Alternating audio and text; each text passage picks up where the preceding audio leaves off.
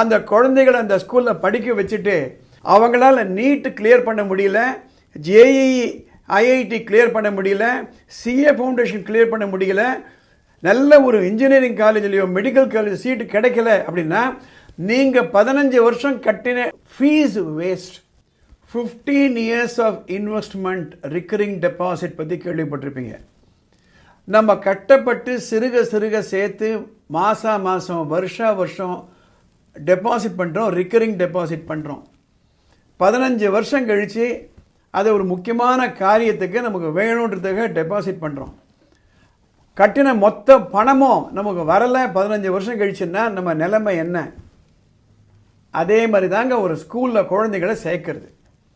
15 வருஷம் நம்ம குழந்தைகளை படிக்க வைக்கிறது என்ன? மாதம் வருஷம் ஃபீஸு கட்டுறது ரெக்கரிங் டெபாசிட் பணம் கட்டுற மாதிரி. 15th year 3 வருஷம் ப்ரீகேஜி, எல்கேஜி, யூகேஜி, அப்புறம் ஃபஸ்ட் ஸ்டாண்டர்ட்லேருந்து 12th வரையில் 15 years அந்த குழந்தைகளை அந்த ஸ்கூலில் படிக்க வச்சுட்டு அவங்களால நீட் கிளியர் பண்ண முடியல, ஜேஇஇ ஐஐடி கிளியர் பண்ண முடியல, சிஏ ஃபவுண்டேஷன் கிளியர் பண்ண முடியல, நல்ல ஒரு இன்ஜினியரிங் காலேஜ்லையோ மெடிக்கல் காலேஜ் சீட்டு கிடைக்கல அப்படின்னா நீங்கள் 15 வருஷம் கட்டின ஃபீஸ் வேஸ்ட். ஒரு கல்வியாளர் என்ற நிலையிலிருந்து இந்த பதிவு நான் பண்ணுறேன். ப்ரீகேஜிலையும் எல்கேஜியும் குழந்தைகளை சேர்க்கும் பொழுது அங்கு விளையாட்டு பொருட்கள் எப்படி இருக்கின்றன, ஏசி ரூம் இருக்கிறதா, அங்கே விளையாட்டு மைதானம் எப்படி இருக்கிறது, அதற்காக மட்டும் நம்ம சேர்க்கலை. That is important, very very important at the play school level. ஆனால் நம்ம கண்கள் எல்லாம் எங்கே இருக்கணும்னா கண்மூடி திறக்கிற வேலைக்கு 15 வருஷம் ஓடிடும். இந்த குழந்தைகள் 12th நிறைய மார்க் வாங்கி நீட் கிளியர் பண்ணணும், ஜேஇஇ ஐஐடி கிளியர் பண்ணணும், இன்ஜினியரிங் காலேஜில் சீட்டு கிடைக்கணும், சிஏ ஃபவுண்டேஷன் சேரணும், கிளாட் எழுதி நல்ல லா காலேஜில் சேரணும், அதற்காகத்தானே சேர்க்குறோம். அது நடக்கலை அப்படின்னா நம்ம கட்டின பணம் வேஸ்ட். ஆனால் பள்ளிக்கூடத்தை பொறுத்த வரையில் ஒன்றுமே வேஸ்ட் கிடையாது. They collected the money, no accountability, no responsibility. Consumer protection ஆக்டில் போய் you can not sue the school management. That is the situation today. அப்போ என்ன இருக்கணும்? இப்போ நான் சொல்கிறேன், 5 நோட் பண்ணிக்கோங்க, செக்லிஸ்ட் போட்டுக்கோங்க. Point number 1, experienced school teachers இருக்காங்களான்னு பாருங்கள்.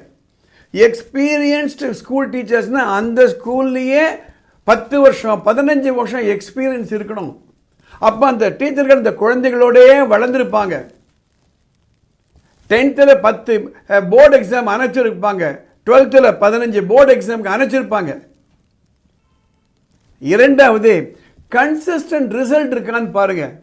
கடந்த 5 ஆண்டுகளாக எவ்வளவு ரிசல்ட் ப்ரொடியூஸ் பண்ணிருக்காங்க. Total subject, total centum. நான் மீண்டும் சொல்றேன், 10th 5 கோர் சப்ஜெக்ட் கம்பல்சரி சப்ஜெக்ட்ல மாத்திரம்தான் எவ்வளவு மார்க் நம்ம பார்க்கணும். 6வது சப்ஜெக்டை ஆப்ஷன்ஸ் வச்சு எடுத்துக்க கூடாது. கன்சிஸ்டன்சி இருக்கான்னு பாருங்க. உங்க ஊர்ல இருக்கக்கூடிய பள்ளிக்கூடங்கள்லயே அதிகமான மார்க் வாங்கக்கூடிய பள்ளிக்கூடமானு பாருங்க. 3வது, டிசிப்ளின் அண்ட் ஒபீடியன்ஸ் இருக்கான்னு பாருங்களேன். அது இல்லைன்னா நீ என்னதான் பணம் கட்டினாலும் பிரயோஜனம் கிடையாதுங்க. Discipline and obedience. அந்த பள்ளிக்கூடத்தில் இருக்கக்கூடிய மாணவ மாணவர்கள் எப்படி நடந்துக்கிறாங்க, பள்ளிக்குள்ளேயும் பள்ளிக்கு வெளியிலையும், அந்த டிசிப்ளின் ஒபீடியன்ஸ் இல்லைன்னா it's going to be a waste of effort. 4வது, ப்ரொஃபஷனல் எஜுகேட்டர்ஸ் இருக்காங்கன்னு பாருங்க. ப்ரொஃபஷனல் எஜுகேட்டர்ஸ் நான் ஏற்கனவே பல பதிவுகளை போட்டுட்டேன். வியாபாரிகள் பள்ளிக்கூடத்தை நடத்துவதற்கும் பள்ளிக்கூடத்தை வியாபாரமாக நடத்துவதற்கும் ஒரே ஒரு வித்தியாசம், lack of professionalism. Professionals, educators R professionals, அவங்களுக்கு தெரியும் டீச்சர்களை எப்படி வழி நடத்தணும், பள்ளிக்கூட பசங்க எப்படி படிச்சுட்டு இருக்காங்க, ஒவ்வொரு எக்ஸாம் முடிஞ்சோன்னா அனலைஸ் பண்ணி எந்த இடத்துல பிரச்சனைன்னு ஃபிக்ஸ் பண்ணணும். அப்படி இல்லைன்னா you are wasting your money and time. Last but not the least is teaching, follow up, feedback. அப்பப்போ ஒவ்வொரு எக்ஸாம் முடிஞ்ச உடனே ஃபீட்பேக். ஏன்னா இது 15 years ரேஸ். இந்த ரேஸில் ஆரம்பிக்கும் போது விளையாட்டு தான் எல்லாமே. somewhere from 3rd onwards and then from 6th onwards and then 7th 8th onwards you have to be very, very clear about the teaching, follow-up and feedback. இவைகள் இல்லை அப்படின்னா at the end of 15 years, you are going to be disappointed. இதனால் பாதிக்கப்பட போவது பெற்றோர்களும் ஸ்டூடெண்ட்ஸுமே தவிர பள்ளி நிர்வாகம் அல்ல.